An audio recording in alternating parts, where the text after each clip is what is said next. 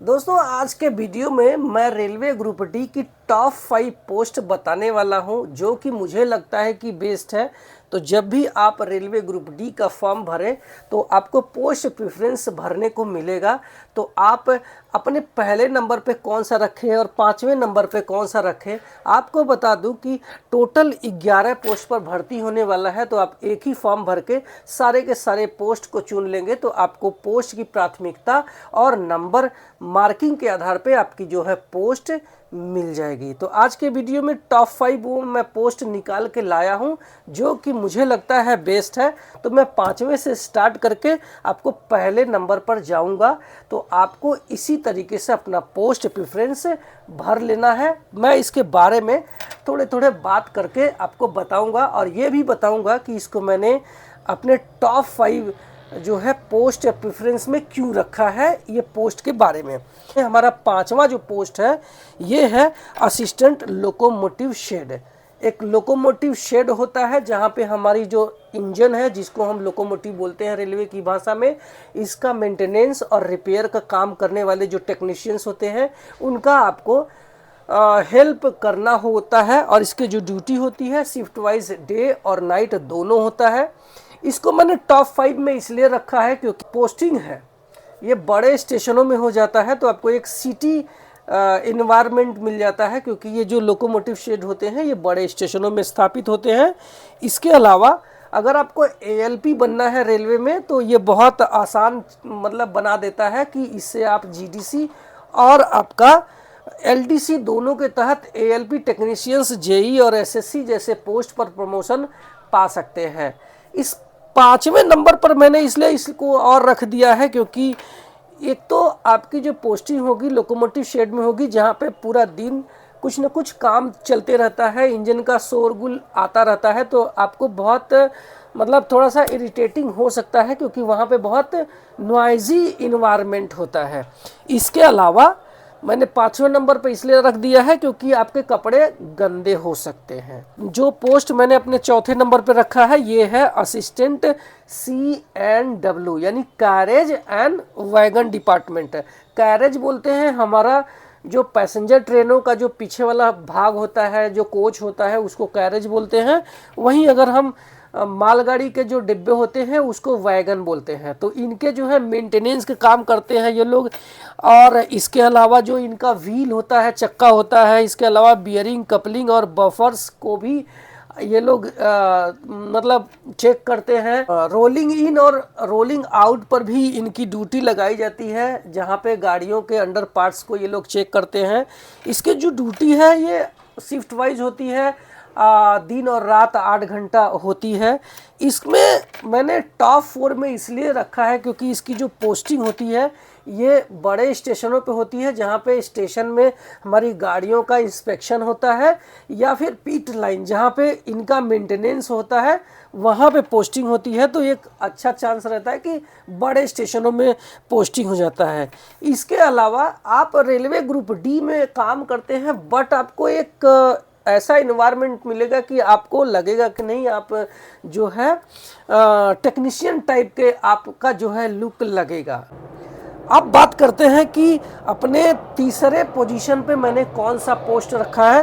तो वो है असिस्टेंट SNT यानी सिग्नल और टेलीकम्युनिकेशन डिपार्टमेंट में ये लोग जो है मेंटेनेंस का काम करते हैं। चाहे वो पॉइंट्स हो, चाहे सिग्नल हो, चाहे क्रॉसिंग हो, चाहे इंटरलॉकिंग सिस्टम में आपका रिले हो, चाहे इलेक्ट्रॉनिक हो, सारे चीज़ों का ये लोग मेंटेनेंस करते हैं। इसके अलावा टेलीकम्युनिकेशन डिपार्टमेंट मिल जाता है तो आपको कंट्रोल फ़ोन और केबल वगैरह आपको देखना होता है। इसमें जो है शिफ्ट वाइज ड्यूटी रहती है बट मोस्टली आपको बड़े स्टेशनों में अगर ड्यूटी रहती है तो वो शिफ्ट वाइज ड्यूटी रहती है, नहीं तो आपका जो है छोटे स्टेशनों पर अगर ड्यूटी रहा तो मोस्टली 24 आवर्स का ड्यूटी है। बट आपको ज़्यादातर चांसेस मिलेगा कि आप अपने घर में रहें और जब आपको मेंटेनेंस करने के लिए या फिर कोई इमरजेंसी रहा तभी बुलाया जाता है, वरना नहीं बुलाया जाता है। इसको मैंने अपने तीसरे नंबर पर इसलिए रखा है क्योंकि इसमें एक तो बहुत ज़्यादा हार्ड वर्क नहीं है, दूसरा आपको कपड़े गंदे नहीं होते हैं, तीसरा आपको फुल टाइम मिल जाता है अपने हायर स्टडी के लिए, क्योंकि इसमें काम थोड़ा सा कम रहता है दूसरे पोस्ट के मुकाबले।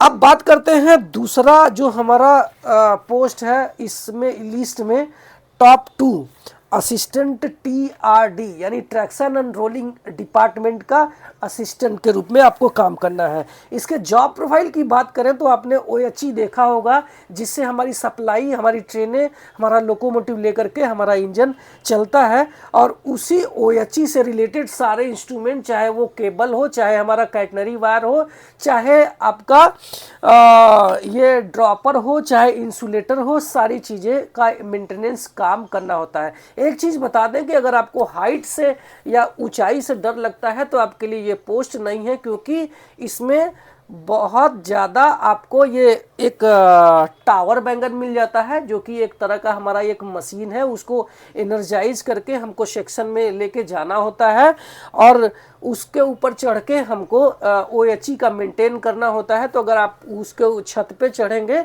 तो हो सकता है कि आपको एक जो ऊंचाई का जो डर होता है वो लगे। तो अगर आपको ऊंचाई से डर लगता है तो आपके लिए ये पोस्ट नहीं है। अब बात करते हैं कि इस पोस्ट को मैंने आपको क्यों मतलब अपने टॉप 2 पोस्ट में रखा है। तो आपको बता दूं कि एक तो इसमें नाइट ड्यूटी ना के बराबर है, जब तक कि आपको कोई इमरजेंसी ना हो तब तक नाइट ड्यूटी नहीं लगाया जाता है, या फिर आपको एक तो फुल टाइम स्टडी मिल जाएगा। जैसे अगर आपको हायर स्टडी करने के लिए, आपको तैयारी करने के लिए टाइम चाहिए तो इसमें मिल जाता है, क्योंकि जो टावर बैंगन होता है उस पर आप काम तो करते हैं, फिर बाकी समय में उसी टावर बैंगन में आपको चेयर है, एक टेबल है, जहाँ पे बैठ करके आप अच्छे से अपना जो है पढ़ाई भी कर सकते हैं। और जो उस टावर बैंगन में काम करने वाले कर्मचारी होते हैं, चाहे टेक्नीशियंस होते हैं, चाहे जेई होते हैं, चाहे SSC होते हैं, उनके साथ में हमारा जो बॉन्डिंग होता है ज़बरदस्त होता है। तो वो लोग काफ़ी टाइम दे देते हैं पढ़ाई करने के लिए। तो मुझे लगता है कि अगर मुझे चुनना होता तो इसको मैं पहले नंबर पे रखता, लेकिन पहले नंबर पर न रख के दूसरे नंबर पे रखा है इसलिए क्योंकि पहले नंबर की जो खासियत बताऊंगा तो वो आप इसी वजह से इसको भूल जाएंगे। अब उस पोस्ट के बारे में जान लेते हैं जो पहले नंबर पे मैंने रखा है। इसका नाम है पॉइंट्समैन बी इसलिए नाम है क्योंकि इसका नाम है सिर्फ पॉइंट्समैन, बट बी जो होता है वो जूनियर पॉइंट्समैन होता है। वहीं अगर हम पॉइंट्समैन ए बोल दे तो ये ए ग्रेड पॉइंट्समैन यानी सीनियर हो जाता है। तो जूनियर पॉइंट्समैन की जो भर्ती होती है पॉइंट्स बी के नाम से भर्ती होता है। चूंकि इसका नाम पॉइंट्समैन है बट इसको वुमेन यानी महिलाएं भी सेलेक्ट कर सकती हैं। इसके जॉब प्रोफाइल की बात करूं तो पॉइंट्स को ऑपरेशंस करना या फिर आपको संटिंग करवाना, जो कि स्टेशनों में या फिर यार्ड में संटिंग होता है, या फिर जो आती जाती जो गाड़ियां हैं इसको एक्सचेंज करना। इसके अलावा आपकी जो ड्यूटी है वो गेट पर भी लगाई जाती है, जो कि स्टेशन एरिया के अंदर में होता है। बड़े स्टेशनों पर आपको 8 घंटा शिफ्ट वाइज रहता है, दिन में भी रहेगा और नाइट में भी 8 घंटा इसकी ड्यूटी लगाई जाती है। कभी कभी आप छोटे स्टेशनों पर ड्यूटी लगाई जाती है तो 12 घंटे तक ड्यूटी रहती है। अब ये एक चीज़ बता दें कि ये जो पॉइंट्समैन होता है ये मोस्टली ये स्टेशन मास्टर का एक तरीके से असिस्टेंट के रूप में ये काम करता है। तो इस पोस्ट को मैंने क्यों अपने पहले नंबर पे रखा है ये जान लेंगे तो आप इसको पहले नंबर पे रख देंगे। हालांकि इस पे थोड़ा सा ज़्यादा हार्ड वर्क है, रिस्क वाला पोस्ट है, संटिंग वंटिंग होता रहता है, आपको अपनी सेफ्टी को ध्यान में रखना पड़ेगा। इसमें जो खास बातें हैं वो अगर मैं आपको बताऊंगा तो आपको भी लगेगा कि सच में इसको पहले नंबर पर रखना ही चाहिए। पहला है कि आपकी जो पोस्टिंग होती है ये स्टेशन पे होती है और यार्ड में होती है या फिर गेट पर होती है, जहाँ पे एक तरीके से ये कह लो कि आप अपनी फैमिली के साथ में रह सकते हैं, अपने जिस स्टेशन पे आपकी पोस्टिंग है उसी पर आपको रेलवे क्वार्टर मिल जाता है। तो आप जैसे ही टाइम मिलता है तो आप अपने घर पे जा कर के खाना भी खा के आ सकते हैं। इसमें एक सबसे इम्पॉर्टेंट चीज़ है कि इसका जो प्रमोशन है ना, ये बहुत ज़बरदस्त है।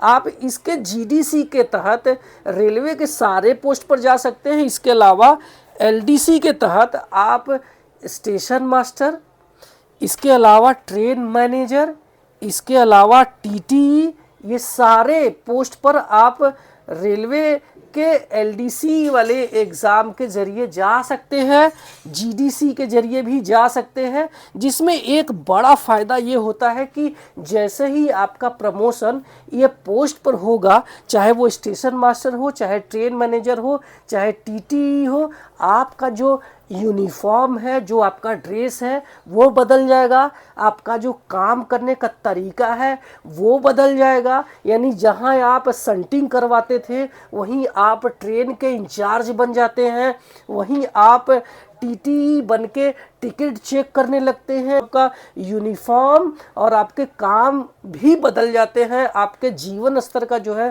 थोड़ा सुधार हो जाता है। बट बाकी जो पोस्ट है, जैसे मान लीजिए लोको शेड में आपने जेई बन गए या फिर आप टेक्नीशियंस बन गए, तो आपको लगभग वही काम करना है। यानी अगर आप लोकोमोटिव का मेंटेनेंस कर रहे थे तो लोकोमोटिव का मेंटेनेंस ही काम करते हैं, आपको अलग से कुछ काम नहीं करते हैं। बट जैसे ही आप पॉइंट्समैन से आप ट्रेन मैनेजर या फिर स्टेशन मास्टर या फिर टीटी या फिर आप जहां पे टिकट विंडो पर कर्मचारी बैठते हैं, चाहे वो हमारा अनाउंसमेंट जहाँ पे होता है कि यात्रीगण कृपया ध्यान दें, गाड़ी संख्या ये प्लेटफॉर्म नंबर इतने पर आ रही है, वो भी पोस्ट आपको इसी पॉइंट्समैन के थ्रू मिलता है। इसके अलावा जो टिकट देने वाले कर्मचारी होते हैं वो भी आपको इसी पॉइंट्समैन के जरिए बनते हैं।